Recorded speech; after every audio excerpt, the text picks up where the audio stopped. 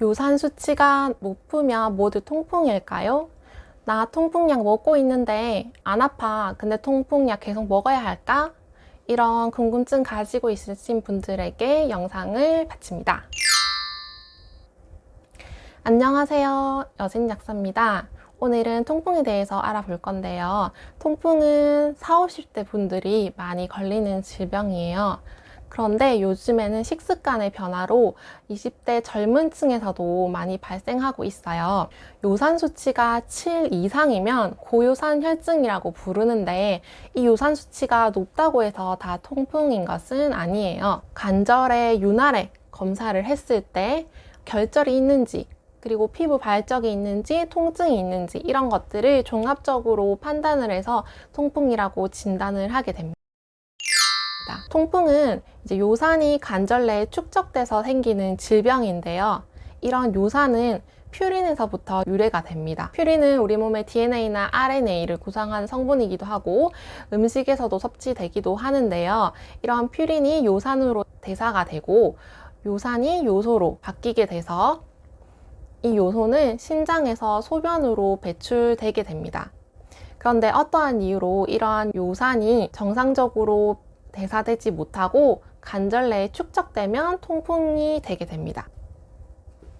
그래서 통풍약의 종류는 크게 두 가지로 나누어 볼 수 있어요. 급성 통풍 발작이 있을 때, 아플 때 먹는 약, 그리고 통풍 발작이 있고 나서 안 아플 때 예방 차원에서 먹는 약이 있습니다. 먼저 통풍 발작에 먹는 약으로는 콜키신 성분의 약, 소염 진통제, 스테로이드가 있어요. 이제 콜키신은 많이 들어보셨을 건데요. 대부분 통풍 환자분들이 많이 복용하는 약이에요.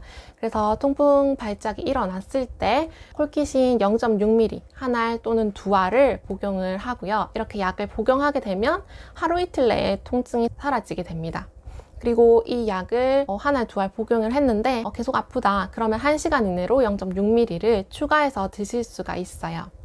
이런 콜키신 약의 주요 부작용은 위장관계 부작용인데요. 이 위장관계 부작용은 약을 먹었을 때 조금 메스껍다든지 속이 쓰리다든지 부대낀다든지 이런 증상들입니다. 그 이외에도 근육통이나 신경통 같은 부작용이 있을 수 있습니다. 두 번째로 통풍 발작이 있고 나서 예방적으로 먹는 약인데요. 이 약은 또 크게 두 가지로 나누어져요. 첫 번째는 콜키신 성분, 두 번째는 요산 저해제 성분이에요. 콜키신은 앞서 통풍 발작이 있을 때도 사용을 하였는데 예방 목적으로 사용이 될 때는 0.6ml를 하루 한 번 또는 두 번 이렇게 복용을 하게 되고요. 요산 저해제 같은 경우는 혈중에 높아진 요산 농도를 낮춰주는 역할을 해요. 그런데 이런 높아진 요산 농도가 급격하게 낮아지면은 이게 또 오히려 통풍 발작을 일으킬 수 있기 때문에 요산 저해제를 복용할 때는 적은 용량부터 복용을 하게 됩니다. 그래서 요산 생성, 요산이 만들어지는 것 자체를 억제하는 약은 알로퓨리놀 성분, 페북소스타트 성분이 있고요. 아마 알로퓨리놀 성분은 자이로릭이라는 약으로 많이 들어보셨을 것 같아요. 페북소스타트는 페브릭이라는 약이 있죠. 그래서 알로퓨리놀 같은 경우는 신결석 위험이 적다는 게 좀 특징이고요. 그리고 발열, 발진 같은 과민 반응 부작용이 있을 수 있습니다. 그 다음 페북소스타트 성분은 알로퓨리놀 성분보다 강한 효과가 있다는 것이 특징입니다. 다음으로 요산 배출을 촉진시키는 약 벤즈브로마론 성분의 약인데요. 이 약은 요산이 신장으로 배출하는 것을 도와줘서 우리 몸의 혈중의 요산 농도를 낮추는 약입니다. 그래서 이 약의 특징은 간 수치를 상승할 수 있어가지고 주기적으로 간 검사가 필요한 약입니다. 나 통풍 발작이 있다, 급성 통풍 발작이 왔다 이러면은 빠르게 24시간 이내에 병원에 가서 먹는 약을 복용하는 것이 치료에 좋고요. 이제 이런 급성 통풍 발작이 지나가고 나서 예방적으로 먹는 약을 드실 때는 이제 안 아프니까 통풍약 안 먹어도 되겠지 이렇게 생각하실 수 있는데 이런 통풍 발작이 없어지고 예방적으로 먹는 약은 요산 수치가 올라가지 않도록 도와주는 약이에요.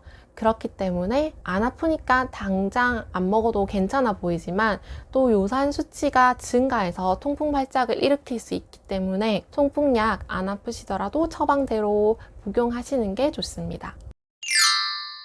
통풍을 악화시키는 약도 있는데요. 이러한 약들은 신장에서 요산의 배출을 저해하는 약들입니다.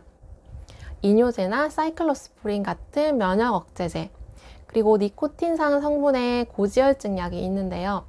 이 고지혈증 약은 스타틴계 계열이라고 해서 로슈바스타틴, 아트로바스타틴 이런 것들이 있어요. 이런 거 말고 니코틴상 성분의 고지혈증 약을 말하는 거고요. 그 다음에 에탄부톨이나 피라지나마이드 성분의 결핵약, 그 다음에 HIV, 에이즈 치료제, 그 다음에 레보도파 성분의 파킨슨 약, 그리고 아스피린이 있는데요. 아스피린은 60세 이상 일주일 이상 복용을 할 때 75mg을 그럴 때 요산 배출을 방해할 수 있다고 합니다. 통풍을 앓고 계시는데 이런 약들을 혹시 드시고 있다, 전문가 선생님이랑 상담하시는 게 좋고요. 오늘 내용은 여기까지입니다. 유익하셨는지 모르겠는데요. 유익하셨다면 조댓구알, 좋아요, 댓글, 구독, 알람 설정까지 부탁드립니다. 다음에는 더 유익한 컨텐츠로 찾아오겠습니다. 감사합니다.